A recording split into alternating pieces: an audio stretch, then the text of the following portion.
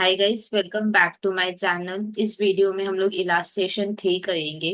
अगर आपको पूरे कोर्स के लिए खुद को इनरोल करना है तो चैनल को सब्सक्राइब करके आप खुद का इनरोलमेंट कंप्लीट कर सकते हो। यहाँ पे देखो, मैंने पॉलिसी लिया है 160 का और आग लगा है 31 मार्च 22 को। इसको मैं लिखकर समझाती हूँ। 31 मार्च 22 को आग लगा है और हमने कितने का पॉलिसी लिया है? 160 का। अब आगे देखो क्या लिखा हुआ है। स्टॉक मेरे पास है 31 दिसंबर 21 का। 31 दिसंबर 21 का मेरे पास स्टॉक है 60,000। अब मेरे को पता है कि 31 दिसंबर 21 बोले या 1/1/22 बात एक ही है, सेम ही होगा 60,000। अब यहाँ पे देखो क्या है ना कि इस दिन आग लगा है, तो पहला क्वेश्चन ये है कि मेरे गोडाउन में कितने का स्टॉक होगा। ठीक है, पहला क्वेश्चन ये है कि मेरे गोडाउन में कितने का स्टॉक होगा, ये मेरे को पता करना है। अब मेरे गोडाउन में कितने का स्टॉक है ये कैसे पता होगा? अपने को ट्रेडिंग अकाउंट बनाना होगा और वहां से मेरे को पता चलेगा कि कितना स्टॉक था गोडाउन में। एक क्वेश्चन ये भी है कि ट्रेडिंग अकाउंट तो ईयर एंड में बनता है, बीच में थोड़ी ना बनता है। अब देखो, बीच में बनाना तो पड़ेगा, तो हम लोग मेमोरेंडम ट्रेडिंग अकाउंट बनाएंगे। तो memorandum trading account for the period ended क्या होगा? 31/3/22। तो यहाँ पे लिखेंगे फॉर द पीरियड एंडेड 31/3/22। सबसे पहले मेरे पास ओपनिंग स्टॉक है, तो हम लोग यहाँ पे ओपनिंग स्टॉक लिखेंगे। To opening stock 60,000। फिर आगे देखते हैं क्या है।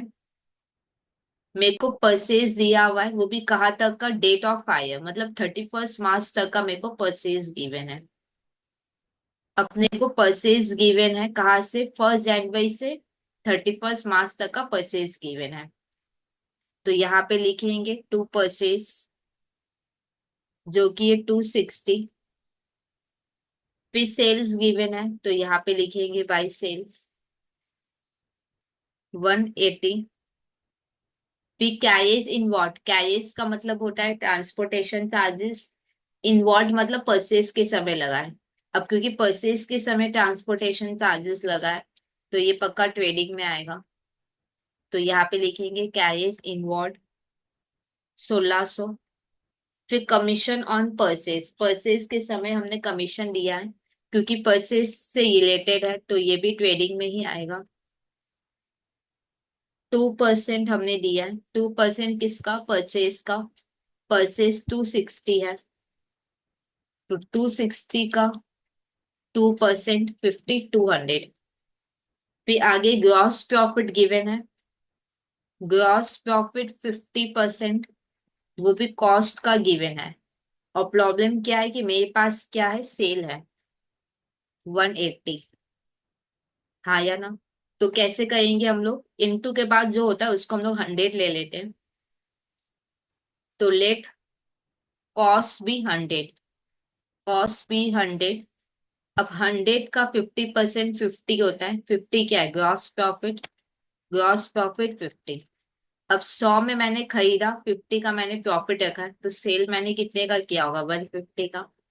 अब मेरे पास सेल्स गिवन है और मेरे को क्या चाहिए? ग्रॉस प्रॉफिट, क्योंकि ग्रॉस प्रॉफिट अगर मेरे पास होगा तो टैली करके स्टॉक एट गो डाउन मिल जाएगा। सबसे पहले हम लोग लेट को फिट करेंगे। लेट के हिसाब से सेल कितना है? 150 और ग्रॉस प्रॉफिट है 50। अगर सेल 180 हुआ तो फिर ग्रॉस प्रॉफिट कितना होगा? अगर सेल 150 था तो ग्रॉस प्रॉफिट 50 है, तो सेल अगर 180 हुआ तो कितना होगा? 50/150 इंटू 180।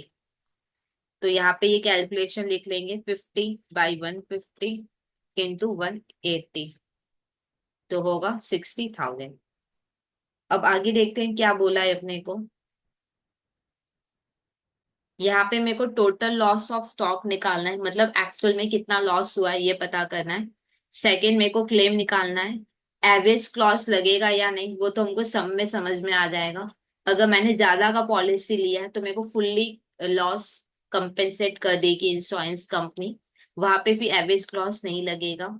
अगर मैंने कम का पॉलिसी लिया है तब भी एवरेज क्लॉज लगेगा, ठीक है। ये तो सम करते समय मेरे को खुद को समझ में आ जाएगा।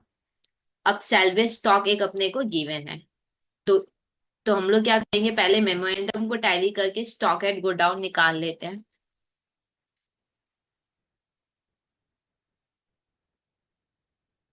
386,800, 386,800 तो होगा 206,800। ये हो गया स्टॉक एट गो डाउन, ठीक है। डैश दे के लिख देंगे बैलेंसिंग फिगर।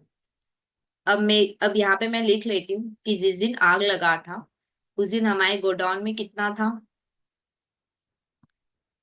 जिस दिन आग लगा था उस दिन हमारे गोडाउन में स्टॉक था 206,800, ठीक है। इतने का स्टॉक था। अब एक स्टेटमेंट बनाएंगे और एक्चुअल लॉस पता करेंगे,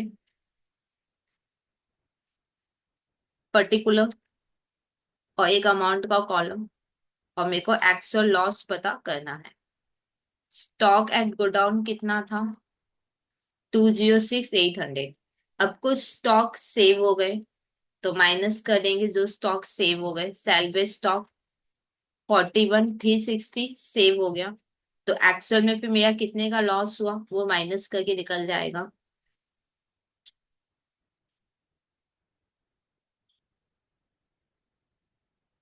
एक्चुअल लॉस 165,440 का हुआ है, ठीक है। एक्चुअल लॉस अपने को हुआ है 165,440। अब क्योंकि मेरे को 165,440 का लॉस हुआ है, तो हम लोग इंश्योरेंस कंपनी से कंपेंसेशन भी इतने का मांगेंगे, हाँ या ना। क्या इंश्योरेंस कंपनी मेरे को इतना पूरा कंपेंसेट करेगी, ये इंश्योरेंस कंपनी देखेगी। अगर हमने ज्यादा का पॉलिसी लिया है तो फिर मेरे को ये पूरा का पूरा लॉस वो कंपेंसेट कर देगी। और अगर मैंने कम का पॉलिसी लिया है तो फिर वो मेरे को प्रोपोर्शनेटली कंपेंसेट करेगी। वो कैसे डिसाइड करेगी कि मैंने ज्यादा का पॉलिसी लिया या कम का, वो ये देखेगी जिस दिन आग लगा था उस दिन मेरे गोडाउन में कितना स्टॉक था। मेरे गोडाउन में 2 लाख समथिंग का स्टॉक था, और मैंने पॉलिसी लेकिन 160 का ही लिया है। क्योंकि अब मैंने कम का पॉलिसी लिया है तो फिर वो मेरे को प्रोपोर्शनेटली क्लेम देगी, ठीक है, कंपेंसेट करेगी। कैसे हो डिसाइड होगा, इंश्योरेंस कंपनी ये बोलेगी कि आपके गोडाउन में 2,06,800 का स्टॉक था, लेकिन पॉलिसी 160 का आपने लिया है, ठीक है या नहीं। तो फिर अकॉर्डिंगली मतलब क्या है कि अगर मान लो गोडाउन में पूरा सामान आपका डिस्ट्रॉय होता तो आपको तो मिलता 160 ही, क्योंकि पॉलिसी वैल्यू 160 है। अब आपका डिस्ट्रॉय हुआ कितना है, 165,440। तो फिर अकॉर्डिंगली आपको कितना कंपेंसेशन मिलेगा वो अपने लोग सॉल्व करके निकाल लेंगे, ठीक है। एक बार मैं वापस समझाती हूँ, ध्यान से समझना। इंश्योरेंस कंपनी ये बोलेगा कि मान लो पूरा ही सामान आपका डिस्ट्रॉय होता, तो आपको थोड़ी ना हम पूरा कंपेंसेट करते हैं, आपको तो हम 160 ही कंपेंसेट करते हैं। अगर 2,06,800 का स्टॉक आपका डिस्ट्रॉय होता तो उस केस में हम आपको 160 ही कंपेंसेट करते हैं। अब आपका एक्चुअल में लॉस 165 का है, तो फिर हम कितना कंपेंसेट करेंगे, प्रोपोर्शनेटली निकल जाएगा। अब इसको हम लोग यूनिटी मेथड से ऐसे नहीं दिखाएंगे, फॉर्मूला लिख के करेंगे। तो सबसे पहले क्या है, 160 जो कि पॉलिसी वैल्यू है, तो पॉलिसी वैल्यू लिखेंगे। फिर नीचे क्या है, स्टॉक एट गो डाउन, और फिर इनटू क्या है, एक्चुअल लॉस। पॉलिसी वैल्यू कितना है, 160, पीस पूरे को कॉपी कर लेंगे हम लोग।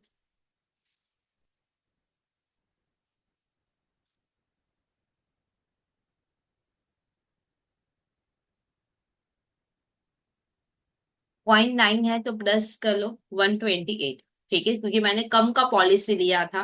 2 लाख समथिंग का स्टॉक था पर मैंने पॉलिसी 160 का ही लिया है, तो फिर वो मेरे को प्रोपोर्शनेटली कंपेंसेट करेंगे। तो कितना कंपेंसेट करेंगे, एक्चुअल में 165,440 का लॉस हुआ है, पर वो मेरे को 128,000 कंपेंसेट करेंगे, ठीक है। तो मेरे से एक टोटल लॉस मांगा था, टोटल लॉस मतलब एक्चुअल लॉस जो कि 165,440 है, और सेकंड में से क्लेम मांगा था जो कि 128 है, ठीक है। तो ये सम फाइनली हुआ कंप्लीट। और अगर अभी तक आपने खुद को इनॉल नहीं किया तो प्लीज चैनल को सब्सक्राइब करके आप खुद का इनॉलमेंट कंप्लीट कर सकते हो।